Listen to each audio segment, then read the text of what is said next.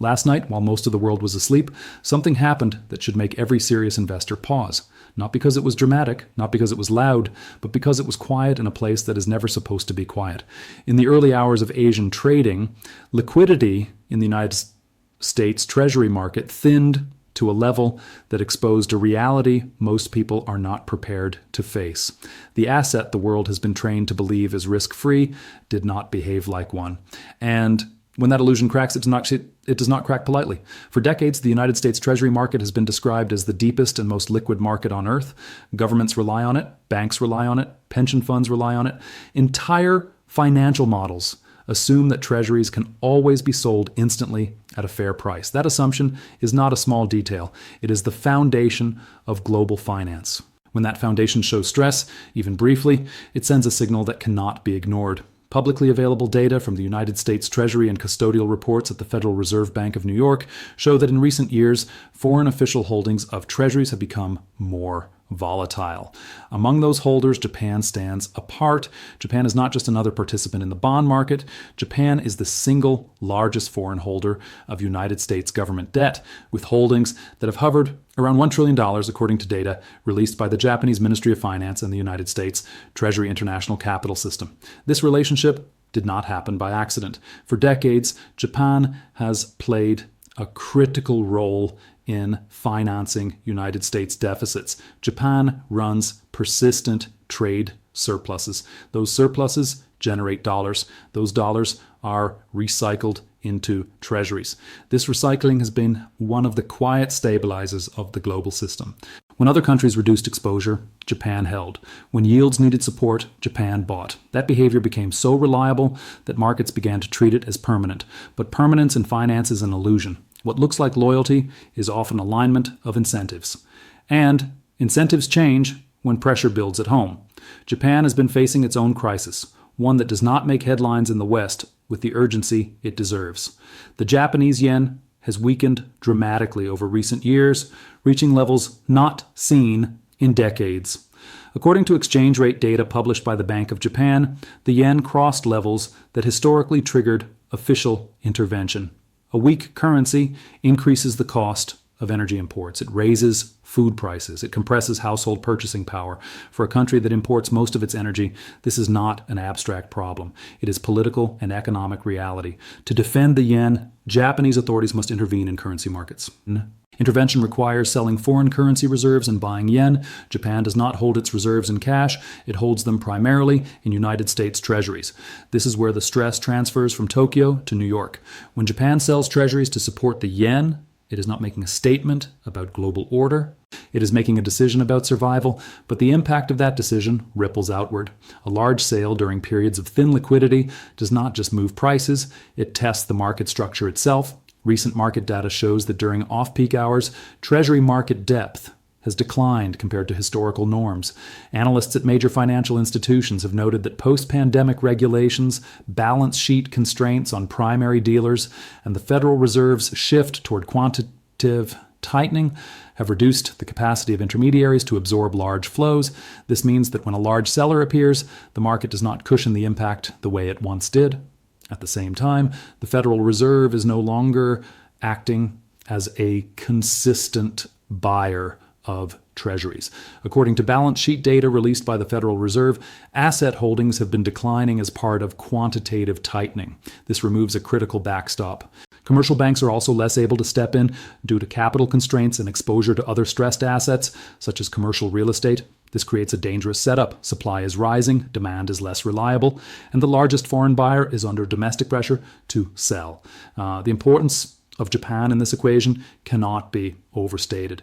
Japan is not China. China reduced its treasury holdings gradually over many years. Markets had time to adjust. Japan, by contrast, has historically been stable. When stability becomes volatility, it changes expectations quickly. There's another layer to this story that most people never see. It sits beneath bonds, beneath currencies, beneath headlines. It is leverage.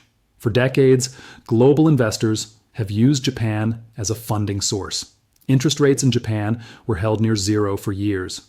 According to data from the Bank of Japan, this policy persisted far longer than in any other major economy. Cheap yen became the fuel for global speculation. Investors borrowed yen, converted it into dollars, and bought higher yielding assets abroad.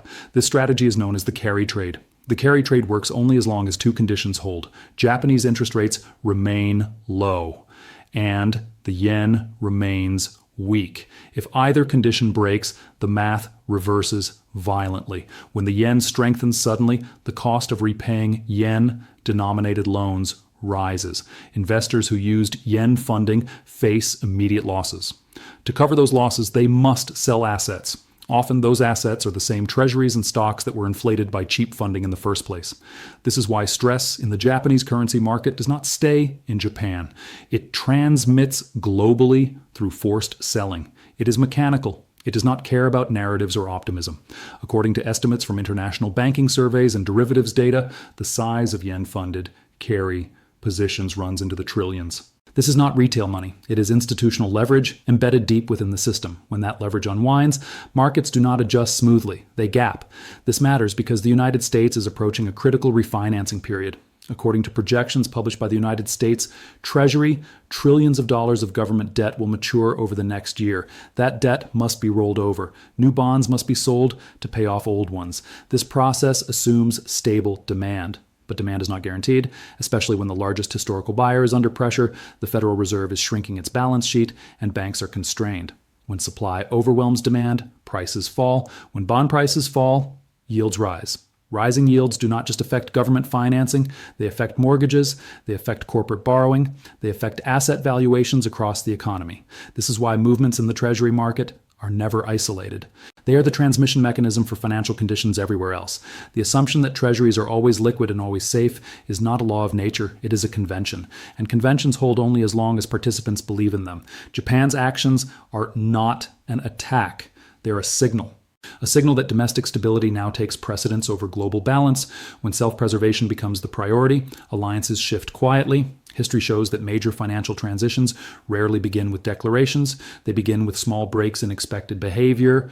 A buyer pauses, a market thins, a price moves further than models predicted. Each event on its own is explainable.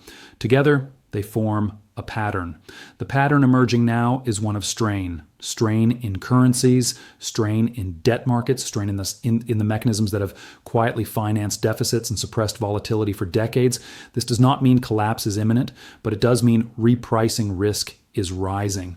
Systems built on assumptions eventually test those assumptions. When they do, the adjustment is rarely smooth. What matters most at this stage is not panic, but awareness. Understanding that the global financial system is entering a phase where old certainties no longer function the way they once did. Japan's decision to sell treasuries is not the end of the story. It is the opening chapter. It reveals where pressure is building and where the system is most vulnerable.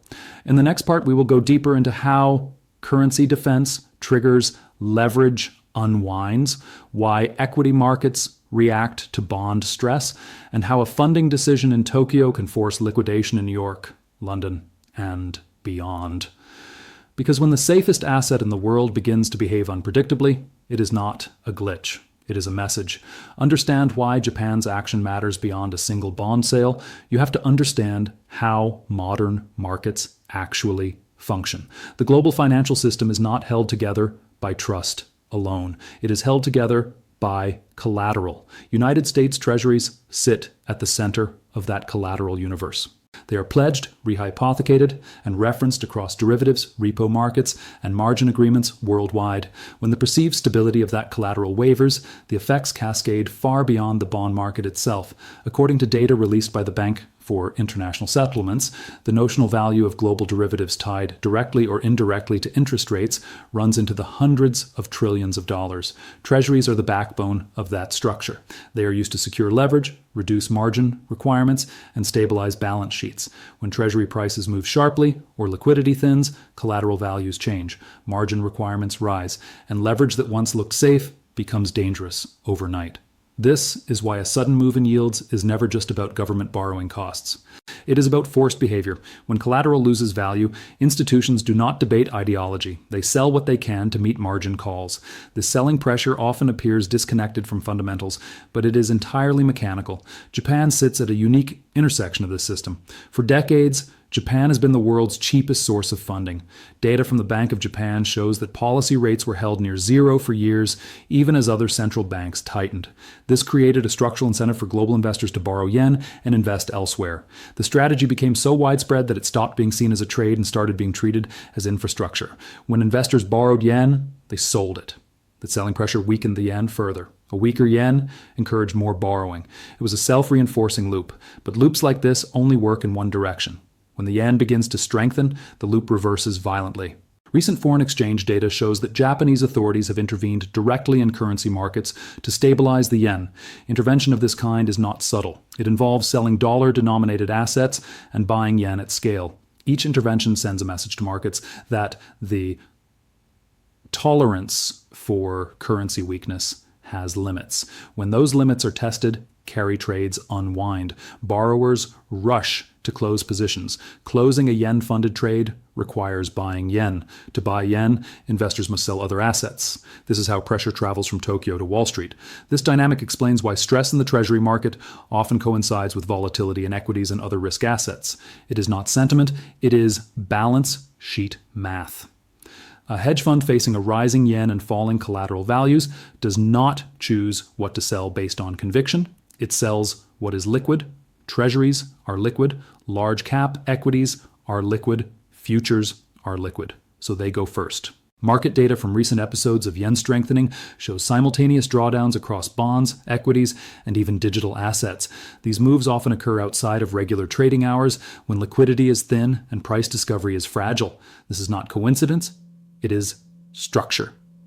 At the same time, the United States is facing its own constraint. According to projections published by the United States Treasury, a significant portion of outstanding debt was issued at short maturities during periods of low interest rates. As that debt matures, it must be refinanced at higher yields. This increases interest expense rapidly. Budget data already shows interest costs consuming a growing share of federal revenue. This creates a dilemma. Higher yields attract buyers, but they also strain the fiscal position. Lower yields ease financing, but require intervention. Historically, when governments face this trade-off, they choose financial repression, they cap yields, they allow inflation to run above targets, they protect the system at the expense of purchasing power. Markets are forward-looking, they do not wait for official announcements. When participants begin to anticipate intervention, they reposition. Some reduce exposure to long-duration bonds, some move into assets with less counterparty risk, some reduce leverage entirely. Each of these actions reduces liquidity further. Japan's behavior accelerates this process because it removes a stabilizing force. For decades, markets assumed Japan would absorb supply. That assumption is now conditional. Conditional assumptions reprice quickly. This does not mean Japan intends to dismantle the global system. It means Japan is prioritizing domestic stability. When energy prices rise, when food costs increase, when political pressure builds, reserve assets are used for defense. This is rational behavior. But rational behavior at scale changes outcomes. There is a historical parallel worth noting. In previous periods where reserve holders began selling rather than accumulating, markets experienced volatility, not because assets became worthless, but because the buyer base changed. Liquidity is not infinite. It depends on willingness, not just capacity. As Japan defends its currency, it exports volatility. As volatility rises, leverage becomes toxic. As leverage unwinds, asset correlations rise. This is how local stress becomes global. The most dangerous moments in finance are not when everyone panics. They are when assumptions quietly fail. When a market that is supposed to absorb anything suddenly cannot. When a buyer that is supposed to be permanent becomes price sensitive. When the safest asset behaves unpredictably. Japan's treasury sales are not a verdict on the United States. They are a reflection of a system under strain from multiple directions at once. Debt levels are high. Policy flexibility is limited. Funding structures rely on stability that can no longer be guaranteed. In the next part, we will examine how this pressure feeds into refinancing risk, why rising yields threaten banks and housing simultaneously, and how a liquidity event in bonds can evolve into a broader financial tightening without a single official crisis declaration. Because in modern markets, collapse rarely announces itself. It emerges through plumbing. The pressure does not stop at the bond market because bonds sit upstream of almost everything else. When Treasury yields rise sharply or liquidity thins, the first transmission channel is the banking system. Banks hold large quantities of government bonds as capital buffers and liquidity reserves. According to regulatory filings and stress test disclosures, United States banks increased their Treasury holdings significantly during the years of low interest rates. Those bonds were considered safe, stable, and liquid. When yields rise, the market value of those bonds falls. Losses may be unrealized, but they are real. This matters because banks do not operate in isolation. They fund themselves through deposits and short-term wholesale markets. When asset values decline, capital ratios tighten, lending standards rise, credit availability shrinks. This is how a bond market event quietly becomes an economic event. No announcement is required. The adjustment happens through tighter conditions. Housing is one of the first sectors to feel this shift. Mortgage rates are priced off the Treasury curve. When the 10-year yield rises, mortgage rates follow. Data from major mortgage lenders shows that even small increases in yields can significantly reduce affordability. In an economy where household debt levels are already elevated, higher borrowing costs slow demand quickly. This does not require a crash, it requires friction. At the same time, commercial real estate sits in a vulnerable position. Many office and retail properties were financed at low rates and now face refinancing at much higher costs. Public filings from regional banks show meaningful exposure to commercial real estate loans. As yields rise, refinancing risk increases. When refinancing fails, losses migrate back to the banking system. This feedback loop tightens conditions further. Japan's role amplifies this process because its actions influence yields at the margin. When a large holder becomes a seller rather than a buyer, auctions require higher yields to clear. Even if the Federal Reserve eventually intervenes, the market must first test where demand actually exists. That testing process is volatile by nature. There is also a psychological layer. For decades, global investors treated United States Treasuries as the ultimate safe asset. That belief shaped portfolio construction, risk models, and regulatory frameworks. When that belief is challenged, even subtly, behavior changes.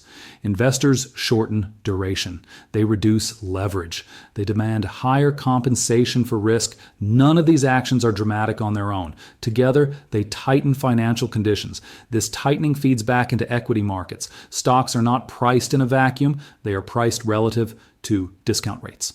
Higher yields increase the discount rate applied to future earnings. That compresses valuations, particularly in growth sectors that depend on long-dated cash flows. This is why equity volatility often rises alongside bond volatility. It is not coincidence. It is math. The yen carry trade sits at the intersection of all these forces. As the yen strengthens due to intervention, the cost of funding rises. Investors unwind positions. Unwinding requires selling assets. Selling assets pushes yields higher and prices lower. This reinforces the cycle. What began as currency defense becomes global deleveraging. Data from futures markets often shows these moves occurring outside of standard trading hours. Liquidity is thinner. Price discovery is sharper. Algorithms react faster than humans. This is why moves can appear sudden and disconnected from news. The news came earlier, the reaction is delayed until a threshold is crossed. Another critical factor is the Federal Reserve's position. Balance sheet data shows that the central bank is reducing holdings rather than expanding them. This removes a predictable source of demand. While policymakers may intervene if conditions deteriorate significantly, markets do not wait for certainty. They price probabilities. If the Federal Reserve is forced to re-enter the market as a buyer of last resort, it stabilizes yields but raises another issue: currency dilution. History shows that when central banks monetize debt to cap yields, inflation risk rises over time. Investors understand this trade-off. Some accept lower real returns for stability. Others seek assets outside the system. This is where the broader implications become clear. Japan's Treasury sales are not an isolated tactical move. They highlight a system where every major actor is constrained. Japan must must defend its currency. The United States must finance its deficits. Banks must manage capital. Central banks must balance stability against inflation. There is no easy choice. In such environments, markets oscillate between periods of calm and sudden stress. Calm breeds complacency. Stress exposes fragility. The transition between the two is rarely announced. The most important insight is that liquidity is not permanent. It is conditional. It depends on incentives aligning. When incentives shift, liquidity disappears first at the margins, then more broadly. The Treasury market is large, but it is not immune to this dynamic. Japan's actions force markets to confront this reality. If the largest and most reliable foreign holder of Treasuries becomes an active seller during stress, assumptions must be revised. Revised assumptions lead to repricing. This repricing does not mean the end of the system, but it does mean the end of the old equilibrium. A new balance must form. That balance will involve higher compensation for risk, less leverage, and more sensitivity to funding conditions. In the next part, we will examine how this environment sets the stage for policy responses, why yield control becomes a temptation, and how choices made to stabilize the system can create longer-term consequences for currencies and purchasing power. Because in finance, the solution to one problem often plants the seeds of the next. When markets reach this stage, attention inevitably turns to policy, not because policy can fix the underlying problem, but because it can delay its consequences. History shows that when governments face rising borrowing costs alongside high debt, they do not choose austerity first, they choose stability. Stability, in financial terms, usually means intervention, and intervention has a price. Yield control becomes tempting in environments like this. It is not a new idea.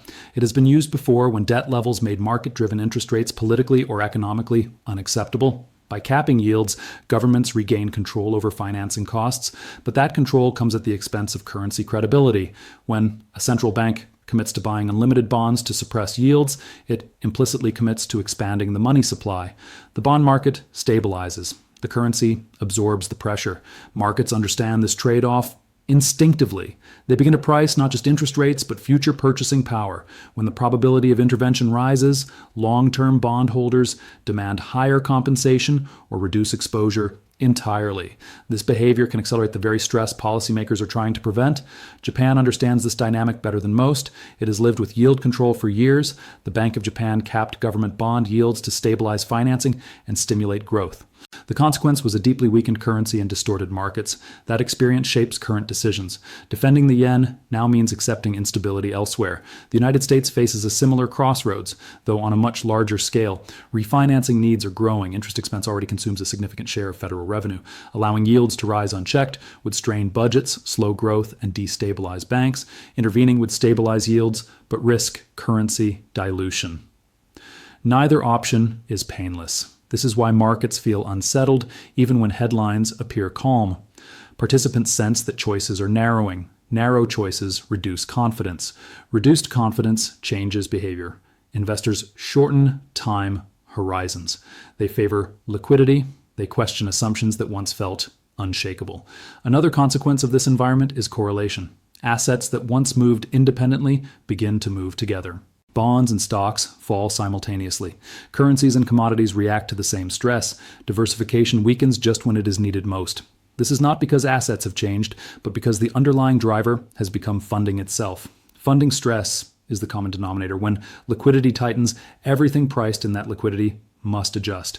This is why small events in the bond market can produce outsized reactions elsewhere. It is also why interventions tend to calm markets temporarily, but increase long-term fragility.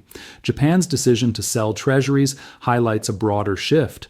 Nations are becoming more focused on domestic resilience than global balance, energy security, food security, currency stability. These priorities reshape reserve management. Treasuries remain important, but they are no longer untouchable. This shift does not happen all at once. It happens incrementally. A sale here, a pause there, a change in auction behavior. Over time, these signals accumulate, markets recalibrate. What makes this period particularly delicate is the scale involved. The United States Treasury market is the foundation of global pricing. Small changes in behavior at the margin can have amplified effects. When the margin becomes unstable, the center eventually feels it. The temptation is to look for a single breaking point, a failed auction, a dramatic announcement, a sudden collapse. History suggests that this is rarely how transitions unfold. More often, they unfold through persistence, persistent selling pressure, persistent volatility, persistent intervention. The danger is not sudden failure.